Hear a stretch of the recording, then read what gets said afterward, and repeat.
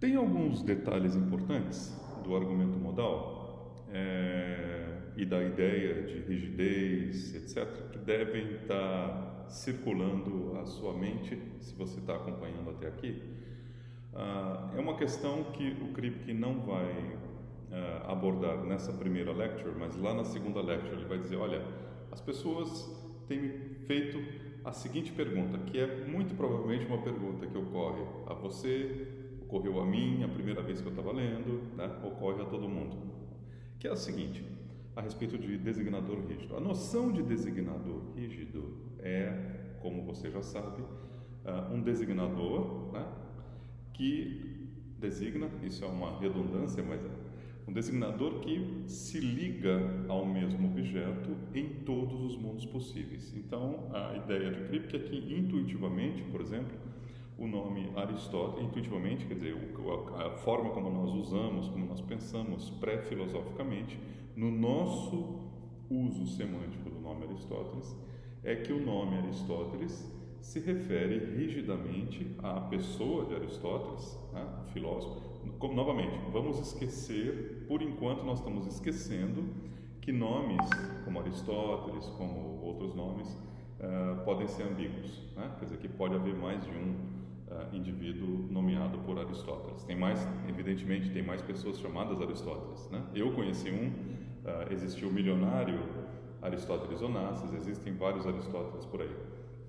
Mas vamos esquecer isso temporariamente, vamos imaginar que o nome Aristóteles é usado apenas para se referir ao filósofo grego. Então a ideia da rigidez referencial é que o nome Aristóteles se refere ao nosso filósofo grego em todos os mundos possíveis. Uma dúvida que imediatamente deve ocorrer a você, a primeira vez que você está lendo, eu também, né? Todo mundo fica com essa questão na cabeça, é o seguinte, mas isso significa que em todo mundo possível a pessoa Aristóteles se chama Aristóteles? Quer dizer, qualquer mundo em que eu esteja imaginando o indivíduo Aristóteles, ele vai ter que ter o nome Aristóteles? Veja que sutilmente é um pouquinho invertida a tese aqui.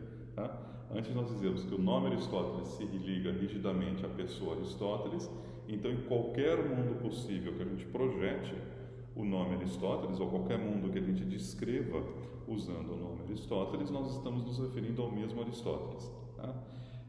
Então, significa que em qualquer mundo que eu estiver imaginando, a pessoa Aristóteles, o nosso Aristóteles, vai ter que ter o nome Aristóteles? Isso, espero que esteja bem claro. Quer dizer, se o nome Aristóteles é rígido, faz parte dessa tese que a pessoa Aristóteles, em todo o mundo possível que eu conseguir imaginar, vai ter que chamar Aristóteles? Porque se for isso, parece claramente falso. É evidente que eu consigo imaginar mundos possíveis onde Aristóteles não chama Aristóteles. Né? O nosso Aristóteles poderia ter outros nomes. Né? Ele poderia ter sido chamado, sei lá, de Plínios, Glauco, poderia ter outros nomes. Quer dizer, o fato de ele chamar Aristóteles no mundo atual se deve a uma contingência em que os pais dele decidiram usar esse nome, Aristóteles. Mas evidentemente eu consigo imaginar mundos possíveis onde o nome dele não é Aristóteles. Né? Então será que faz parte da noção de rigidez dos nomes que eles se vinculam ao mesmo objeto em todo mundo possível? Em todo mundo possível o objeto só pode ter aquele nome?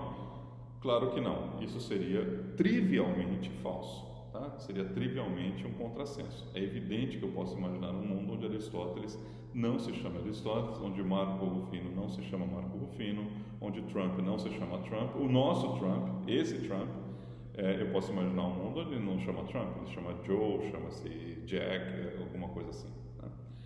Então, o que significa então dizer que um designador é rígido se ele se liga rigidamente a um objeto e não larga, né?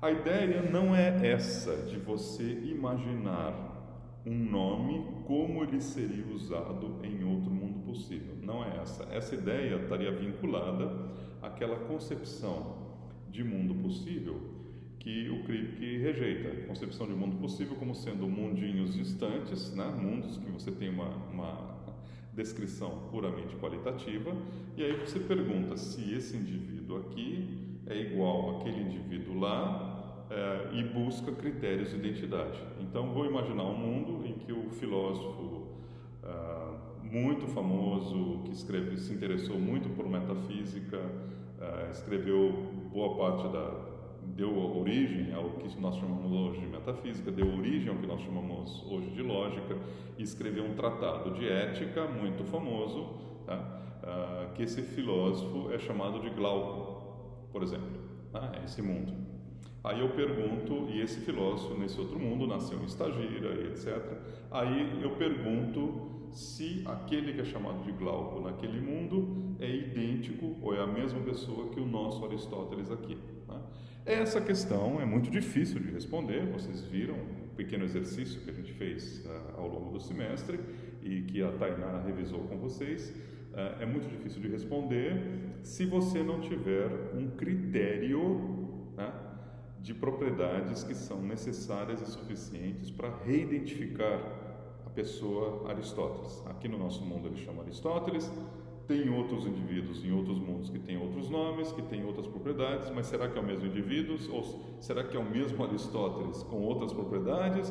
Ou será que é um outro indivíduo completamente diferente? Não dá para responder, em última instância não dá para responder, a menos que nós tenhamos uma coleção de condições necessárias e suficientes para identificar Aristóteles, que a gente estaria projetando naquele outro mundo, tá?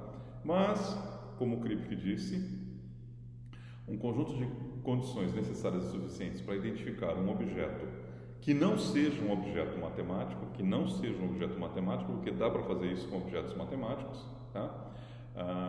Para objetos não matemáticos é muito difícil de encontrar. Eu teria que encontrar exatamente a essência de Aristóteles, saber exatamente quais são as propriedades necessárias de Aristóteles e qual é a coleção de propriedades necessárias de Aristóteles que singulariza Aristóteles, que apanha apenas Aristóteles e não qualquer outro indivíduo que compartilhe com ele propriedades essenciais, né? E isso é muito difícil, isso a gente não tem, e isso nem passa, possivelmente nem passa pela cabeça de um falante quando o falante está empregando o nome Aristóteles, tá? Então, aí, voltando, a ideia não é que o nome Aristóteles se liga a Aristóteles, porque em todo mundo possível o nosso Aristóteles é chamado Aristóteles, porque isso não é verdade, tá? A ideia é que nós, veja bem, vamos centrar a coisa em nós. Nós estamos gerando mundos possíveis, pegando o nosso Aristóteles e imaginando variações sobre ele. Imagina um mundo onde Aristóteles não nasceu em Estagira e sim na Ásia Menor. Tá? Imagine um mundo onde Aristóteles não era grego, mas sim búlgaro. Imagine um mundo possível onde Aristóteles não fez filosofia, mas sim comércio. Imagine um mundo possível onde Aristóteles não nasceu. Imagine um mundo possível onde Aristóteles não se chamava Aristóteles, e sim Erastótenes, por exemplo. Eu estou descrevendo vários mundos possíveis e eu estou usando, na minha descrição, tá? Eu estou usando o nome Aristóteles. Então a pergunta não é levar o nome daqui para lá e perguntar lá a quem é que Aristóteles iria se referir. Não é essa a pergunta. A pergunta é, na minha descrição, quando eu estou nessas várias situações em que eu estou usando o nome Aristóteles, a quem é que eu estou me referindo? Mesmo para descrever um mundo em que ele não existe, mesmo para descrever um mundo em que ele não chama Aristóteles, olha, eu estou usando o pronome ele, né? A quem eu estou me referindo o tempo todo, nessa multiplicidade de variações de situações? A quem é que eu estou me referindo o tempo todo usando o nome Aristóteles? Aristóteles. Eu estou intuitivamente, né? Intuitivamente, se eu estou descrevendo um mundo em que Aristóteles não se chama Aristóteles, mas sim Erastótenes, eu continuo falando de Aristóteles, tá? Mesmo para descrever um mundo em que ele não chama Aristóteles. Para descrever um mundo em que ele não nasceu, não existiu, eu continuo me referindo. É o nosso Aristóteles ao qual eu estou apontando aqui e imaginando um mundo em que ele não exista. Tá? É como se eu estivesse apontando rigidamente para o Aristóteles e projetando o Aristóteles em várias situações diferentes, inclusive situações em que ele não chama Aristóteles. inclusive situações em que ele não existe, ele não está aqui agora e assim por diante. Tá? Então, a ideia do nome ser um designador rígido não é que não tem mundo possível em que um objeto não tenha aquele, não existe mundo possível em que o objeto não tenha aquele nome, porque isso é trivialmente falso. A ideia do designador rígido é que eu, o falante, ou nós, né, na nossa comunidade linguística, usa o nome de tal forma que ele se liga rigidamente ao seu objeto nas várias descrições contrafactuais, nas várias descrições de situações contrafactuais. Mas, professor, isso não é trivial? Não é trivial que se eu estou descrevendo vários mundos usando a palavra Aristóteles, eu estou falando de uma única pessoa? Não é trivial se você comparar com outros designadores, com os designadores não rígidos. Né? Então, esquece o nome Aristóteles. Então, aqui você vai sentir a distinção. Esquece o nome Aristóteles, vamos pegar um outro tipo de designador. O designador, o autor da Ética a Nicômaco. Então, quem é o autor da Ética a Nicômaco no mundo atual, no nosso mundo? Aristóteles. Então, nesse caso, coincide com o nome Aristóteles. Mas agora eu vou descrever um mundo possível em que Aristóteles, o nosso Aristóteles, nunca se interessou por filosofia, mas apareceu numa livraria um livro chamado A Ética a Nicômaco. Então, neste mundo, o autor da Ética a Nicômaco, olha só, estou usando a descrição, o autor da Ética a Nicômaco para descrever esse outro mundo em que Aristóteles nunca fez filosofia. Então, o autor da Ética a Nicômaco, de quem é que eu estou falando nesse mundo? Não pode ser o Aristóteles, eu estou falando de um outro indivíduo. Então, o autor da Ética a Nicômaco, se apareceu o livro, deve ter sido outro indivíduo. Tá? Imagine um mundo em que Aristóteles nasceu. Imagine um mundo em que não foi Aristóteles que escreveu a Ética a Nicômaco, e sim David Hume que escreveu a Ética a Nicômaco. Tá? A Ética a Nicômaco não foi feita no século III a.C., mas sim na época de Hume, no século XVIII, e foi escrita na Escócia. Então, neste caso, o autor da Ética a Nicômaco, de quem é que eu estou falando? Não é mais Aristóteles. O autor da Ética a Nicômaco, nessa circunstância, está se referindo a David Hume. Veja, sinta a diferença. Não tem nenhuma teoria filosófica aqui, não tem nada. Se você está imaginando teorias sofisticadas, tira a teoria sofisticada do caminho e apenas pensa o que é que você, ou nós, né? Porque se todos falamos a mesma língua, em princípio devemos ter todos a mesma intuição com relação ao que está acontecendo. E a questão é uma questão de intuição, é um feeling, tá certo? Bonita. Um feeling, tá? A respeito do nome Aristóteles, que nós não temos com relação à descrição, o autor da Ética. Nós temos o feeling com relação ao nome Aristóteles, que sempre que a gente escreve uma situação contrafactual, ou seja, um mundo alternativo, usando o nome Aristóteles, nós continuamos falando da mesma pessoa. Tá? Prova, não tem prova, apenas você sente isso. Tá?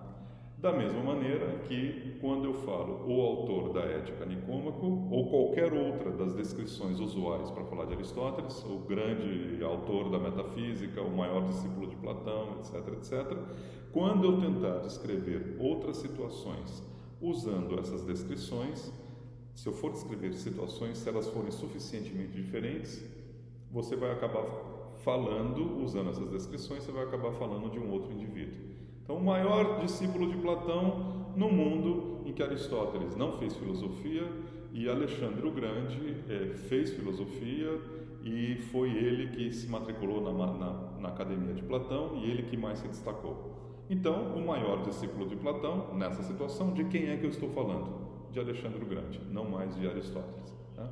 Então, há uma diferença intuitiva na forma como nós usamos. Então, rigidez versus não rigidez, né? Rigidez do nome versus não rigidez, não tem a ver com o objeto ser chamado pelo mesmo nome em todo mundo possível, porque isso é absurdo, não é, tá? Mas sim com o fato de que nós intuitivamente ligamos o nome ao objeto rigidamente nas nossas descrições de situações contrafactuais alternativas. Então, a rigidez está mais na forma como nós usamos o nome.